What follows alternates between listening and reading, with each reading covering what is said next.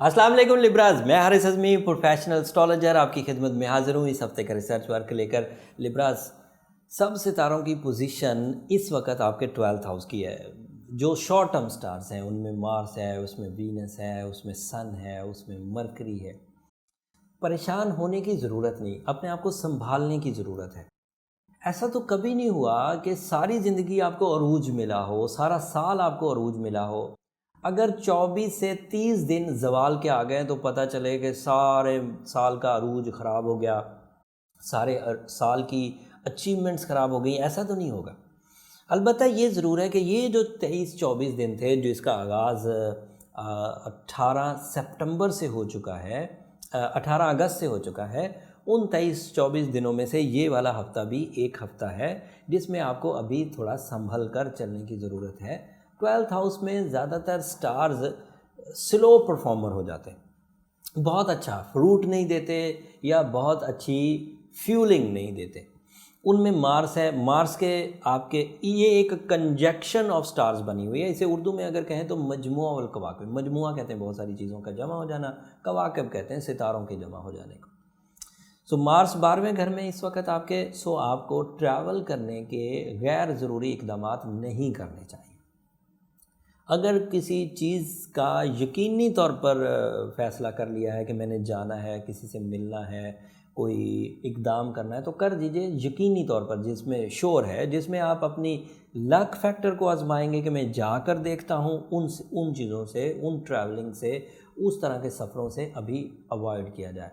Mars के 12वें घर में होने की वजह से जिस्मानी तवानाई में भी कुछ कमज़ोरियाँ आ सकती हैं, बट उन कमज़ोरियों की ताल्लुक़ किसी डिज़ास्टर से नहीं बनेगा, किसी मर्ज़ से नहीं बनेगा। इस तरह का बनेगा कि किसी चीज़ को परफॉर्म करने के लिए जिस तरह का स्पार्क 23 अगस्त से पहले आपके पास मौजूद था, 18 अगस्त से पहले मौजूद था, वो स्पार्क इन दिनों थोड़ा स्लो डाउन होगा, बट फिर थोड़े अरसे बाद सेटल हो जाएगा। मरकरी भी आपके 12th हाउस में है, तो मरकरी के 12वें घर में होने से सिर्फ एक तरह की ख़राबी मिलेगी, जबकि इसकी ख़राबियों के चांस दो तरह के थे। एक तरह की ख़राबी ये है कि mercury is representative of your mental skills and communication. तो ट्रबल आएगी सिर्फ कम्युनिकेशन में, मेंटल डिज़ास्टर में ट्रबल नहीं आएगी।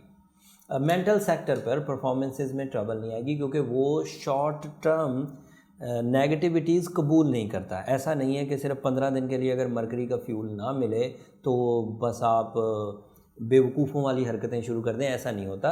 अलबत्ता आपकी बातें थोड़ी तुर्श हो सकती हैं, या इस तरह हो सकता है कि आप बात बहुत अच्छे अंदाज से करें लेकिन सामने वाला उसको रिवॉर्ड ना दे, अप्रिशिएट ना करें। तो this is possibility due to Mercury की 12वें घर की पोजीशन। And Venus is your lord of love and care. Allah Taala की तरफ से इससे जो फ्यूल मिलता है उससे हमारे ऐसे जज्बात प्रोड्यूस होते हैं जो रिश्तों को निभाने में, नए रिश्तों को कंसीव करने में मदद देते हैं। और 12वें घर में चले जाने की वजह से वो इस वक्त पावरफुल रिलेशन जनरेट नहीं कर पा रहा। तो जब वो रिलेशन जनरेट नहीं हो रहे हैं तो इसलिए अगर इस वक्त अवॉइड किया जाए कंपेनियनशिप को, लाइफ पार्टनरशिप सेरेमनीज़ को, लाइफ पार्टनरशिप प्रपोजल्स को एंड लाइफ पार्टनरशिप डिसीजंस को, तो थोड़ा अच्छा रहेगा। थोड़े अरसे बाद वीनस ने अच्छा हो जाना है, अभी ये हफ्ता तो ऐसे ही चलेगा। And sun is also is in your 12th house. सूरज के 12वें घर में होने की वजह से आपका डिसीजन लेवल भी थोड़ा स्लो डाउन हो सकता है, एंड डिसीजन लेवल के स्लो डाउन होने की वजह से आप ग्रे एरियाज़ में ज़्यादा रहेंगे। इस तरह के फ़ैसले कि आज कर लेते तो बहुत अच्छा होता, आप उसे सहारे के तौर पर कि कल करते हैं, कोई फ़लाना मिल जाएगा तो कर लेंगे, ये सोर्स आ जाएगी तो कर लेंगे, इस तरह की सिचुएशन आ सकती है। तो इसके लिए परेशान ना हो, ये सिचुएशन थोड़े अरसे के लिए है। इसको ओवरकम करने के लिए वैसे आपको जुपिटर जो 3rd हाउस में मिला हुआ है इस पूरे साल, वो बहुत हद तक आपको सक्सेस की तरफ ले जाएगा। 3rd हाउस में जुपिटर अगर कुछ ना दे तो 40% लक फैक्टर तो देगा, और वो लक फैक्टर आपके बहुत सारे ज़ख्मों पे मरहम रख देगा। ये बहरहाल एक पॉजिटिव चेंज है। लेकिन अगर हम लोग ये जो कंजक्शन ऑफ स्टार्स है, ये जो मजमुआ उल कवाकिब है, इसको भी किसी तरह अपनी फेवर में कर लें, किसी तरह आर्टिफिशियली अपने आप को फ्यूल अप कर लें, तो आपके लिए मौजू साबित होगा।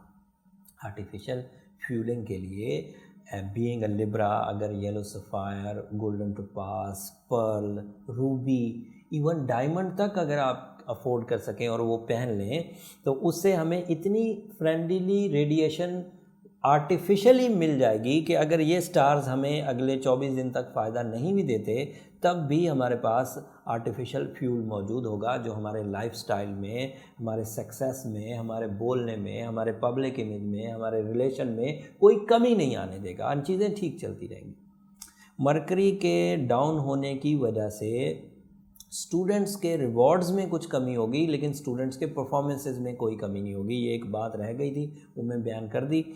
ज़हनी ज़रखेज़ी में कोई कमी नहीं होगी, अलबत्ता जब वो किसी एग्ज़ाम से गुजरेंगे, अगर एक्सपेक्टेड था वहाँ पर 90% गेंस, तो वहाँ थोड़े कम हो सकते हैं। परेशान ना हो, ये थोड़े टाइम के लिए है, चीज़ें उसके बाद ठीक हो जाएंगी, और फिर जब ठीक होंगी तो लंबे अरसे तक के लिए ठीक होंगी। And Libra is the only star जिसमें बैलेंस एबिलिटी पाई जाती है, जो हर तरह की सिचुएशन में सेटल होने की ताकत रखते हैं।